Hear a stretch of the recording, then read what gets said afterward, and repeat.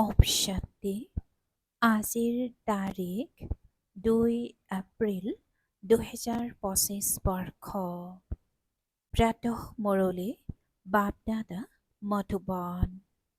আজিৰ পিতাৰ অমৃতবাণী হৈছে, মৰমৰ সন্তানসকল, এই পুৰণি পতিত সৃষ্টিৰ প্ৰতি তোমালোকৰ বেসদৰ বৈৰাগ্য উপজিব লাগে, কিয়নো তোমালোক পবিত্ৰ হ'ব লাগে। তোমালোকৰ আৰোহণ কলাৰ দ্বাৰা সকলোৰে কল্যাণ হয়। আৰু আজিৰ প্ৰশ্ন কোৱা হয়, আত্মা নিজৰেই শত্ৰু, নিজৰেই মিত্ৰ, সঁচা মিত্ৰতা কি? পিতাই উত্তৰত কৈছে, এজন পিতাৰ শ্ৰীমতত সদায় চলি থকা এয়াই হৈছে সঁচা মিত্ৰতা।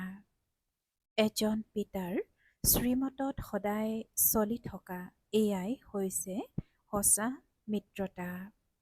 সঁচা মিত্ৰতা হ'ল এজন পিতাক স্মৰণ কৰি পবিত্ৰ হোৱা আৰু পিতাৰ পৰা পুৰা উত্তৰাধিকাৰ লোৱা। এই মিত্ৰতা কৰাৰ যুক্তি পিতাইহে শুনায়।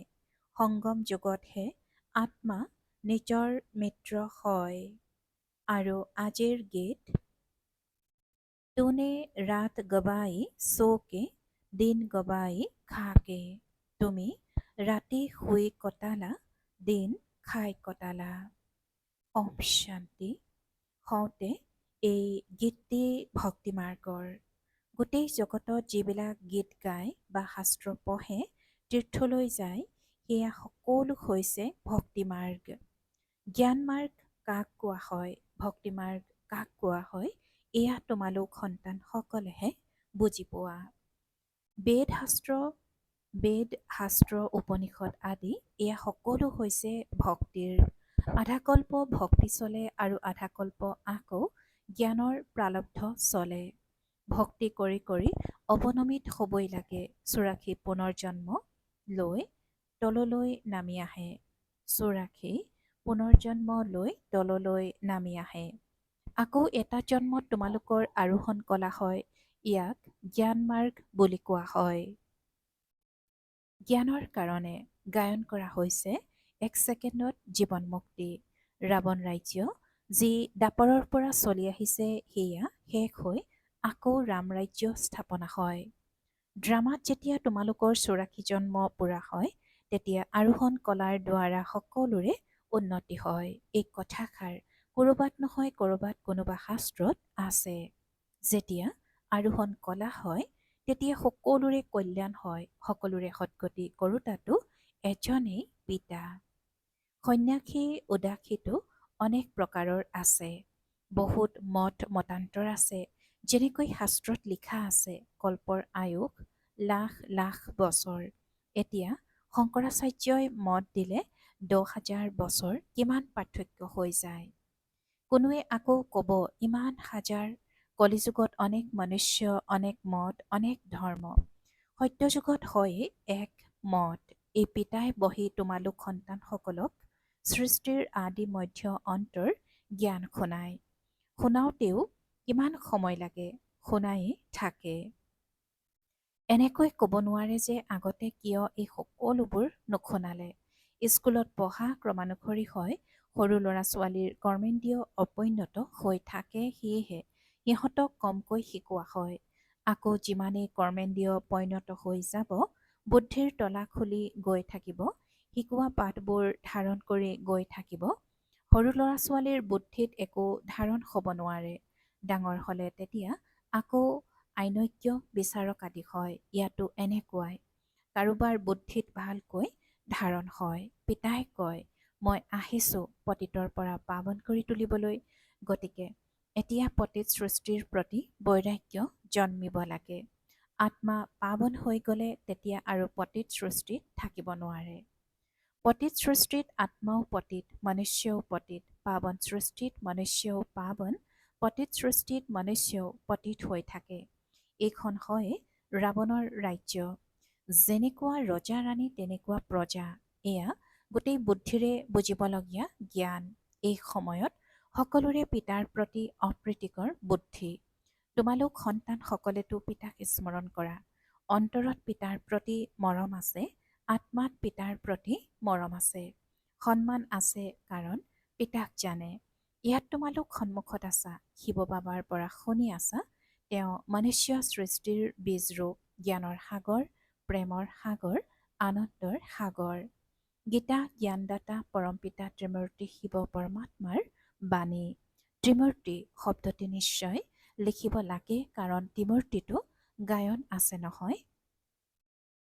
পিতাই কৈছে, শিৱ বাবাৰ পৰা শুনি আছা। তেওঁ মনুষ্য সৃষ্টিৰ বীজৰূপ, জ্ঞানৰ সাগৰ, প্ৰেমৰ সাগৰ, আনন্দৰ সাগৰ। গীতা জ্ঞানদাতা পৰমপিতা ত্ৰিমূৰ্তি শিৱ পৰমাত্মাৰ বাণী। ত্ৰিমূৰ্তি শব্দটি নিশ্চয় লিখিব লাগে কাৰণ ত্ৰিমূৰ্তিটোৰ গায়ন আছে নহয়। ব্ৰহ্মাৰ দ্বাৰা স্থাপনা, তেন্তে নিশ্চয় ব্ৰহ্মাৰ দ্বাৰাই জ্ঞান শুনাব নহয়।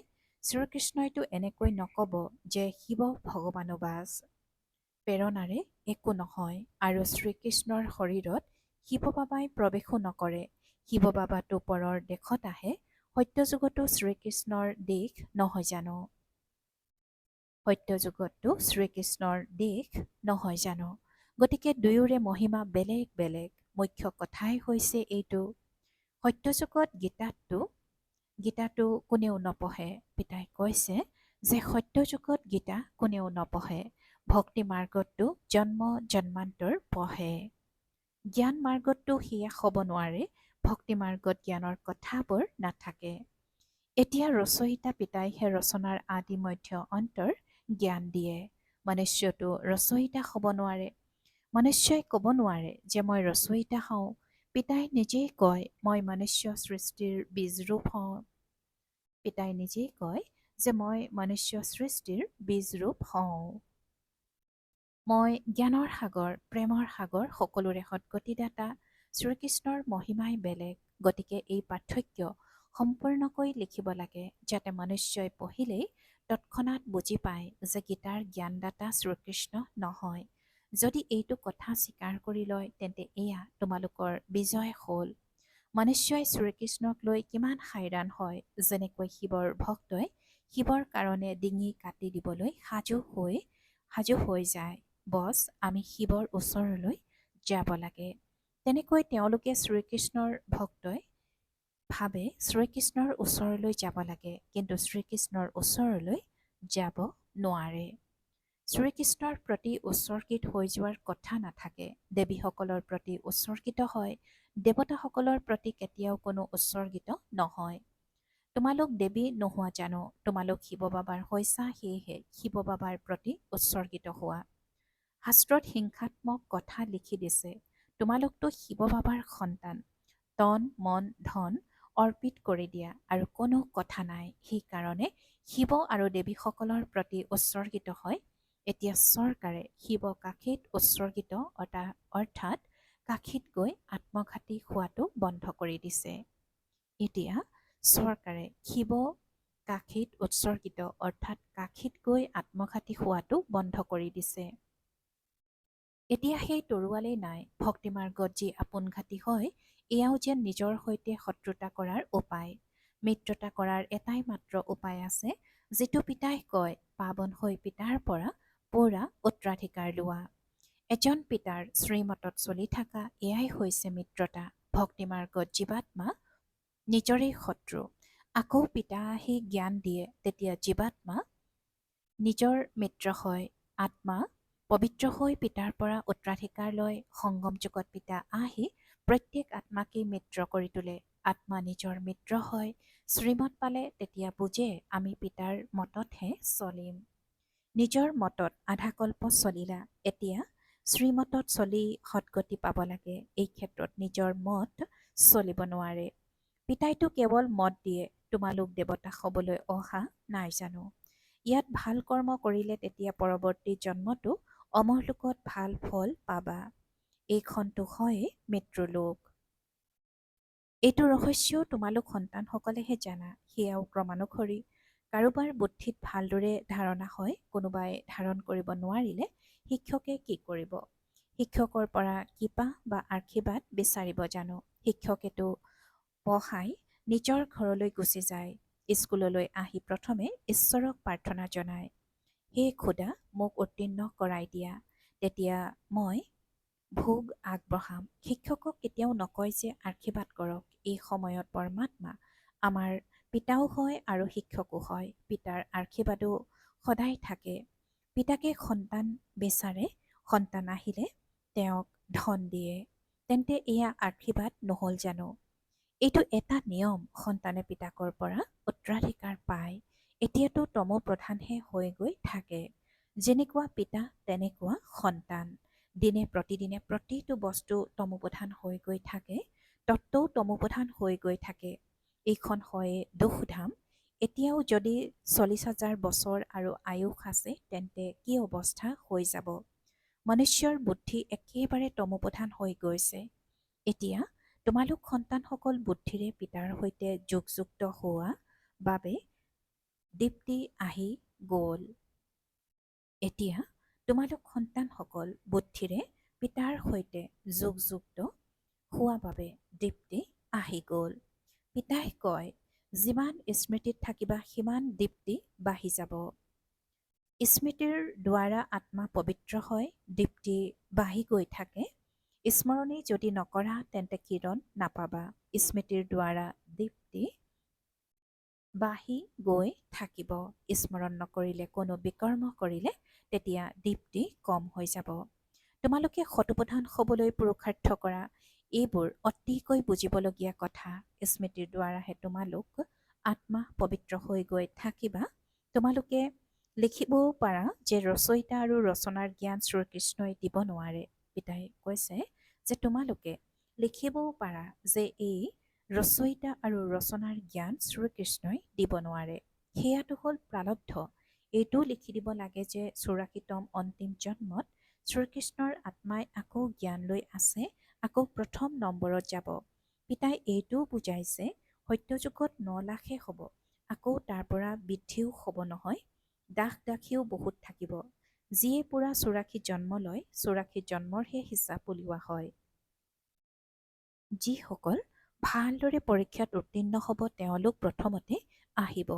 যিমান দেৰিকৈ যাব তেতিয়া ঘৰ পুৰণা বুলিতো ক'ব নহয়। নতুন ঘৰ সজা হয়, আকৌ দিনে প্ৰতিদিনে আয়ুস কমি গৈ থাকিব। তাততো সোণৰ মহল হয়, সেয়াতো পুৰণা হ'ব নোৱাৰে।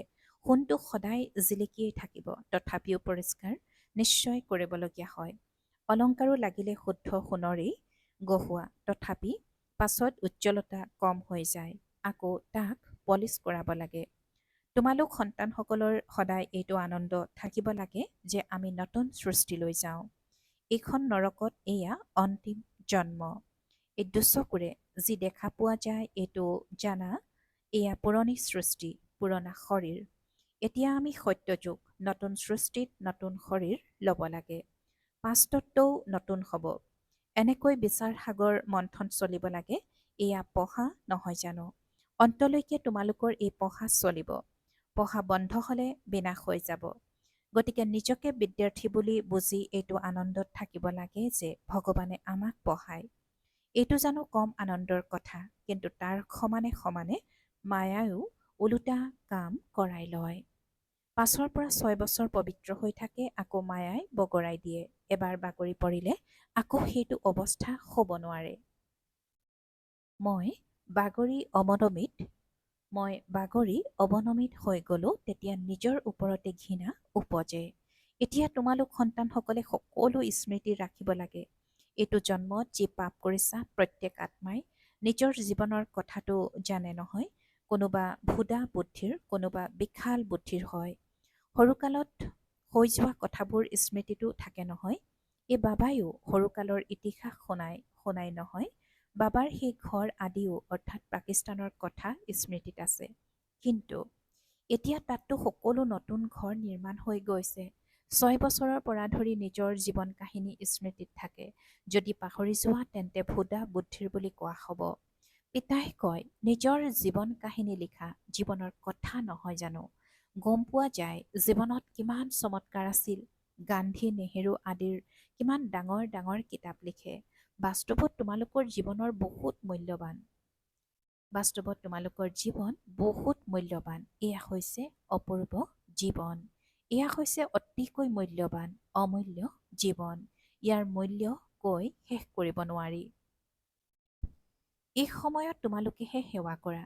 এই লক্ষ্মীনাৰায়ণে একো সেৱা নকৰে। তোমালোকৰ জীৱন বহুত মূল্যৱান, যিহেতু আনৰো জীৱন এনেকৈ গঢ়ি তোলাৰ সেৱা কৰা। যিয়ে ভাল সেৱা কৰে তেওঁ গায়ন যোগ্য হয়। বৈষ্ণৱ দেৱীৰো মন্দিৰ আছে নহয়।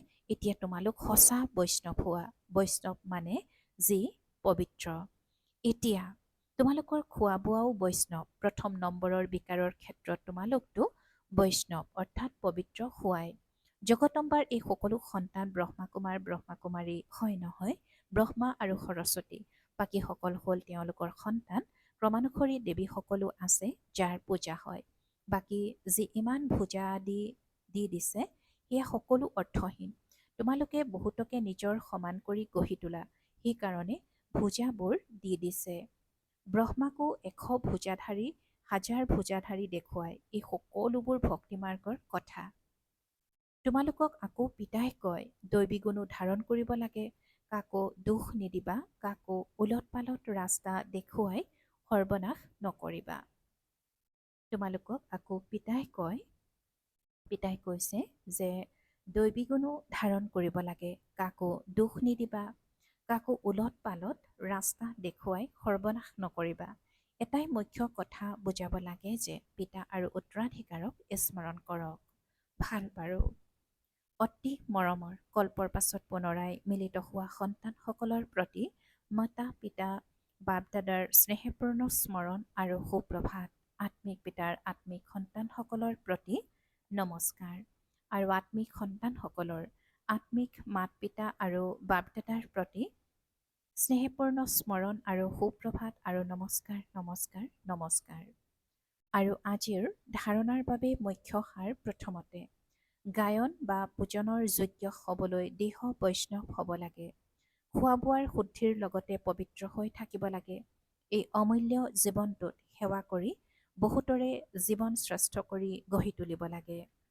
দ্বিতীয়তে পিতাৰ সৈতে এনেকৈ যোগযুক্ত হৈ থাকিব লাগে যাতে আত্মাৰ দীপ্তি বাঢ়ি গৈ থাকে। কোনো বিকৰ্ম কৰি দীপ্তি কম কৰিব নালাগে।